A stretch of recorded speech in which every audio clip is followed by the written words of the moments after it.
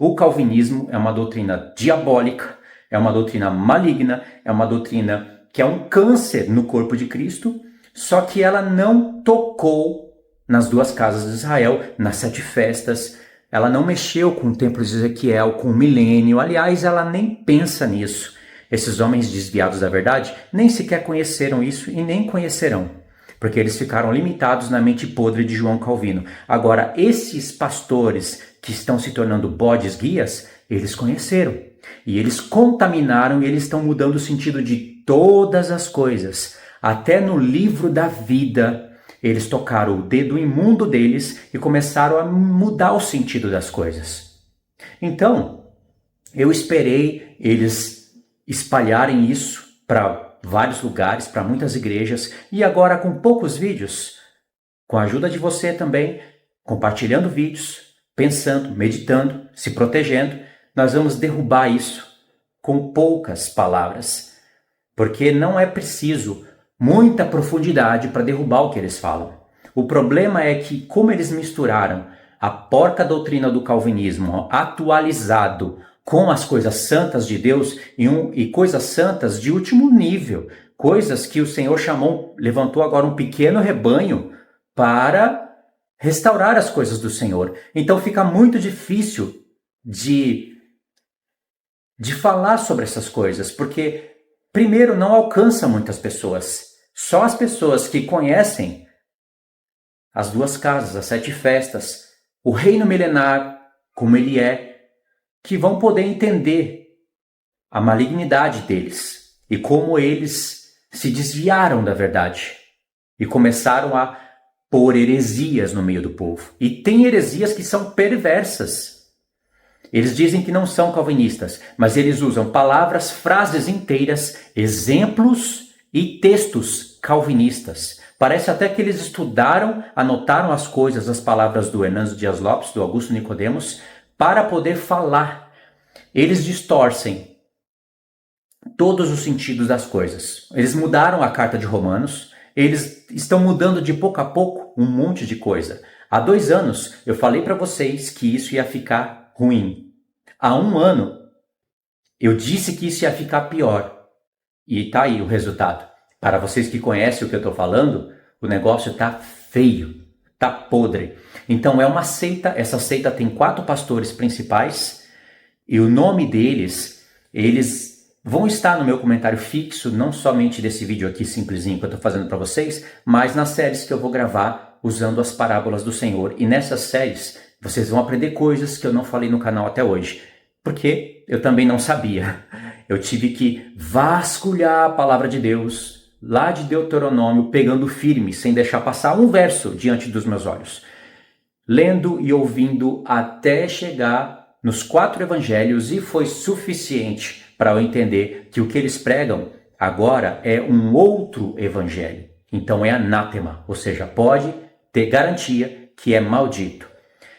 Eles praticamente estão pregando um outro evangelho no qual se separa a eleição de salvação, e isso para a igreja, no qual Deus predestinou as nações restantes para elas restarem, de maneira que elas não tiveram a oportunidade de ter o que você tem, de ter o que nós temos, de ter o que eles têm.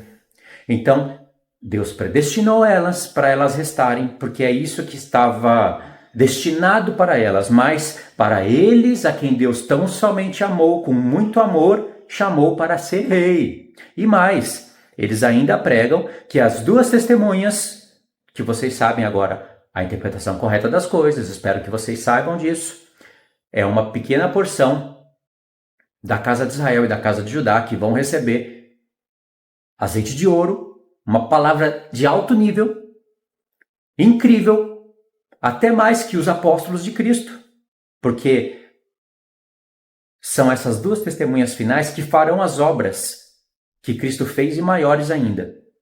Mas eles vão receber todo esse poder de Deus, tendo o Espírito e o poder de Moisés e Elias, para irem para Jerusalém, para pregar que eles vão apenas restar, porque Deus decretou no mundo herético deles, antes da fundação do mundo, que eles vão restar.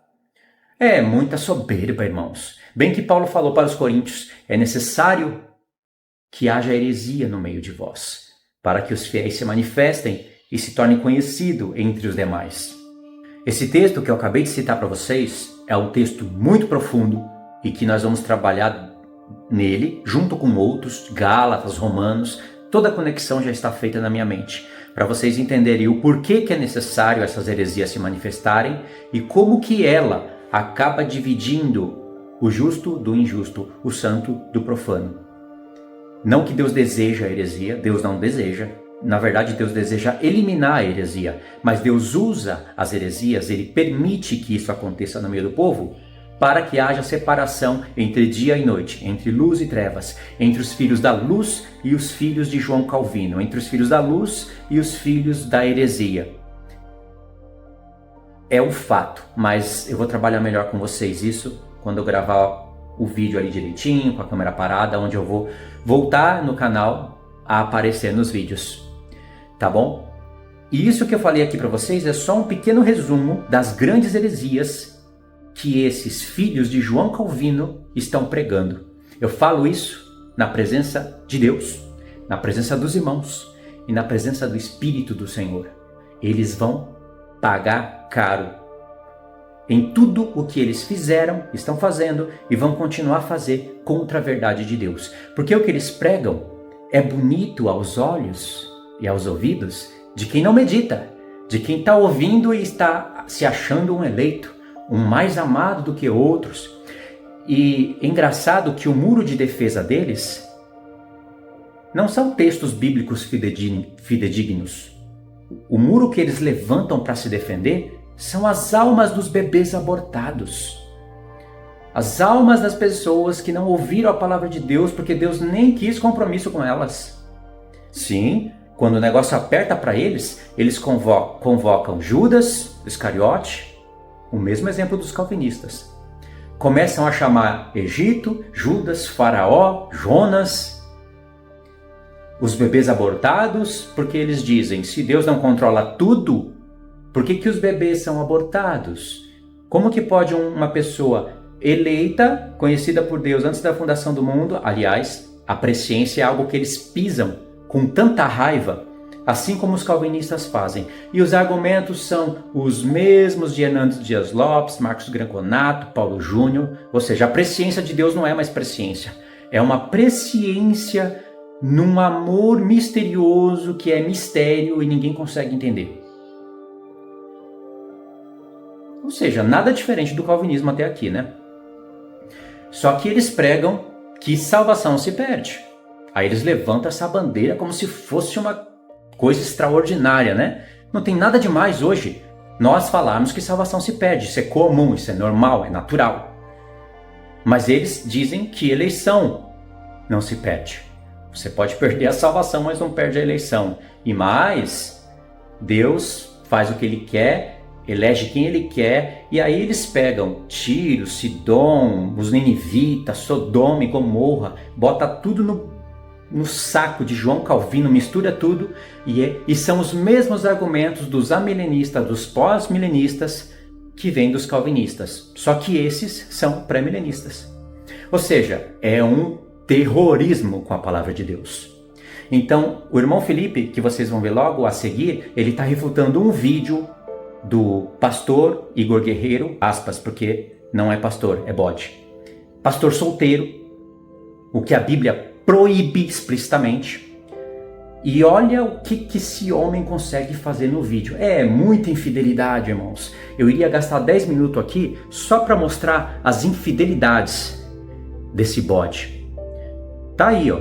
O incompetente colocou as mãos precipitadamente num homem que não poderia ser ungido como pastor. Olha o resultado disso. Soberba, vaidade, mania de grandeza, distorção do evangelho, comércio vendendo o curso da palavra de Deus. Mas tá lá. Foi ungido como pastor, distorce tudo, distorce as cartas de Paulo, distorce as palavras, pega Paulo e Timóteo, distorce para poder justificar o seu pastorado e faz uma lambança com tudo. Então Deus capacita um menino de 12 anos, levanta para dar uma sova nesses marmanjos. E isso é só o começo. Então, pode ter certeza que Deus está usando essa ocasião para provar corações, mentes e corações. Porque segundo a palavra de Deus, todo aquele que foi eleito e que Deus já sabe quem vai ser vencedor ou não, foi eleito na base da presciência. E presciência é algo que Deus prevê. E a palavra é clara, que Deus prevê corações. Tem vários textos claros, escritos com todas as palavras, para nós entendermos isso. Predestinação é Deus que é soberano e Ele antevê uma história. Ele tem um plano, Ele anteviu uma história, Ele planejou, e nessa história Ele permite a luta da luz contra as trevas. Muitas vezes os decretos de Deus não foram obedecidos, a soberania de Deus não foi obedecida, Deus se irou, Deus disse: eu quis, vocês não quiseram. Nesse plano de luta contra as trevas, no final Deus vai vencer, mas é porque Ele entregou a própria vida para poder vencer. Então, nessa vontade do beneplácito de Deus, aonde houve um planejamento antes mesmo dos anjos serem criados, tudo estava com Deus previsto na sua presciência e foi sendo revelado. Nessa história decretada por Deus, existe uma luta do bem contra o mal, aonde dessa luta vão sair vencedores e perdedores, tanto no céu como na terra. Paulo fala disso em Efésios. Há uma família no céu que toma o nome do Senhor Jesus, que são chamados de anjos eleitos, e há uma família na terra que toma o nome do Senhor Jesus, que serão como os anjos eleitos. Paulo explica isso, e sempre é o coração. Os anjos eleitos, eles não foram vencedores porque já eram eleitos. Eles se tornaram vencedores, eles se tornaram eleitos porque foram vencedores. Acontece que isso, na mente de Deus, Ele já sabia de tudo. A mesma coisa aqui na terra. Os vencedores serão vencedores não porque foram eleitos. Eles serão eleitos porque serão vencedores. Só que no pré-conhecimento de Deus, tudo isso já está conhecido. Então essa história está predestinada. Por isso que Deus pode falar as coisas de antemão. Porque Deus só é soberano porque Ele tem o poder de antever a história. Caso contrário, Ele não seria soberano. E isso é distorcido tanto pelo calvinismo como por essa seita que prega uma eleição e uma predestinação que não é nem de João Calvino e não é nem a que Paulo prega. Em alguns pontos, como eu disse antes, é pior ainda. Então, eles dizem que salvação se perde, eles acham que estão se defendendo com isso, mas isso não tem nada demais. Todo santo, eleito, justo, coerente, com pingo de juízo, vai dizer claramente que a salvação se perde, porque está escrito na palavra. Tem vários textos onde tem até textos escritos com todas as letras. Mas nessa seita a qual eles decidiram atualizar o calvinismo e negar, eles pregam que eleição não se perde. E parece simples, parece algo que não tem problema, mas quando você começa a fazer os cálculos que eles não fazem, você vê que no final das contas, e isso vai ser provado mais uma vez para vocês nesses vídeos, que nessa seita se perde salvação, mas Deus escolhe quem perde e quem não perde. Deus faz acepção de pessoas entre judeus e gentios, entre judeus e gentios e gentios. Deus escolhe quais serão os gentios que perderão a salvação e quais serão os judeus que não perderão a salvação. Isso está dentro da doutrina deles, mas eles se tornaram tão cegos e querendo a todo custo provar isso, não perceberam a própria contradição. E tem mais. Em Provérbios diz que uma falsa testemunha não fica sem punição. No livro da lei diz que toda falsa testemunha, tudo que ela falou contra o próximo, vai voltar contra ela. Então, se o que eu estiver falando aqui for uma falsa testemunha, que tudo volte contra mim. Mas se o que eu estiver falando for testemunhado por boca de 2 ou 3 testemunhas bíblicas, ai deles. Porque eles dizem que salvação e eleição são coisas diferentes. Mas a palavra de Deus diz que por boca de 2 ou 3 testemunhas, toda a palavra se cumpre. Cadê algum apóstolo ou algum profeta fazendo diferença entre eleição e salvação? Aonde está escrito isso? não tem nenhum testemunho. Por isso que eles nem se preocupam muito em tentar fundamentar isso pela palavra. Eles buscam livros de pais da igreja, livros de pessoas que a gente nem conhece, para ficar dando essas heresias para vocês. Então tem que tomar muito cuidado com essa seita, porque ela é maligna. Então, não existe diferença entre salvação e eleição, e eu vou mostrar isso em todos os textos da palavra, por isso que eu gastei tempo estudando sobre isso. Cada capítulo da Bíblia, cada lugar que você abre, se você continua lendo, você pode refutar tanto o calvinismo de João Calvino, como esse novo calvinismo que não é nem o de João Calvino nem o de Paulo, é o calvinismo de Damásio. Então, por boca de 2 ou 3 testemunhas, toda a palavra vai se confirmar. E parece uma coisa boba, né? Não, isso não tem muito problema. Mas no final das contas, você vai ter um Deus que lança as pessoas no lago de fogo só para mostrar que ele é soberano. É um Deus que tem que ser controlador de tudo, senão ele não é soberano. Como eles dizem, um eleito pode ser abortado? Então já que Deus controla tudo, como eles dizem, então foi Deus que controlou os abortos. Toda pessoa abortada foi Deus que controlou. E tem mais, eles fazem tanta confusão que eu quero ver como que eles vão consolar os pais que perdem os seus filhos, os mais novos, os mais jovens. Como que eles vão consolar? Eles estão condenando a família do outro. Só que eu preciso dar os exemplos para vocês entenderem como que eles se contradizem, condenam os próprios familiares. Tem pastor que está condenando o seu próprio pai e a sua própria mãe, na cara deles, e eles não conseguem perceber. No meu vídeo, aqui no comentário fixo, vai ter o link desse vídeo que o Igor Guerreiro teve a coragem de gravar para passar vergonha.